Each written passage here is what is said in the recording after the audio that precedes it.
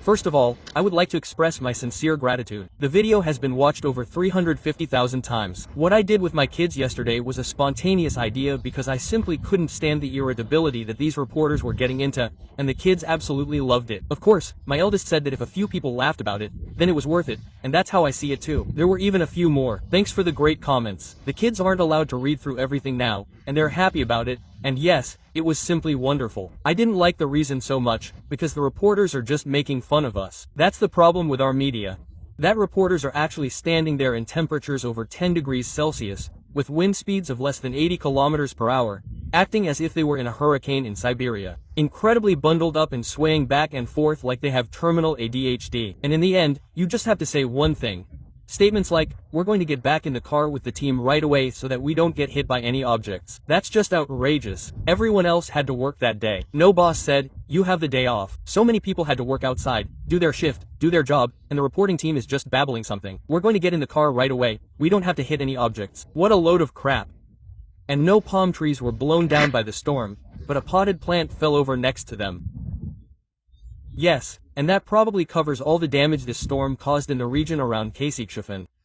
That's probably it. Take a look at the video by Maris Furf. He was in the Netherlands on the North Sea coast, also in this storm. How relaxed and calm everything was there. Just scaremongering and exaggeration. And I want to be informed and not panicked by deliberately and purposefully exaggerated portrayals. It was simply about a team of reporters going there. Then they had to deliver something, they had to bring something, and then even a fallen potted plant would do. That was really so stupid, and unfortunately that's the case in all areas, and if N24 really even stoops to that level, well then good night. What also surprises me these days is, firstly, that we had a shooting in Hanover a few days ago. There was one person killed. We don't know who it was. It was groups of people who shot at each other in broad daylight and on one of the main roads, actually.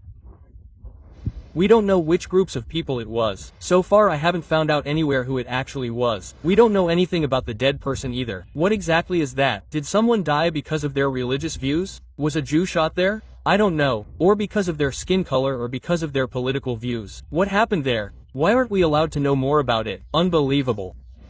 And the situation is similarly catastrophic right now, when you have to approach the SEK in North Rhine-Westphalia to arrest 5 Syrians who raped a 17-year-old.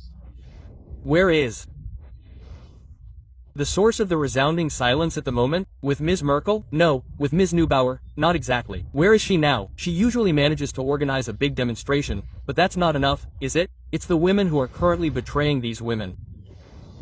They really are the women. A Katrin Göring-Eckardt, a Luisa Neubauer, and Angela Merkel, they bear the political responsibility for what is happening right now, even though it is no longer possible to talk about it, just like in Hanover. No one is saying who did it anymore. It's unbelievable. And here, too, no one is saying who is responsible for the fact that such cases can happen every day in Germany.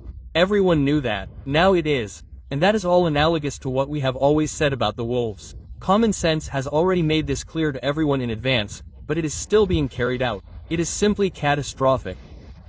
And the media, and here we come back to the first topic, are partly responsible for this because they are not doing their job, but because they see themselves, present themselves, and do not simply report neutrally on what is happening, but put political correctness above everything else, namely the truth. And only then is everything that is happening here possible. Scandalous development, and I do not see it getting any better. Dear N24, before you spend so much time reporting on a strong wind or a weak storm, why don't you report on the fact that Volkswagen is stopping production because we have made ourselves completely dependent on some Chinese chips? To me, it is dramatic how this could happen and how it is supposed to continue. Yes,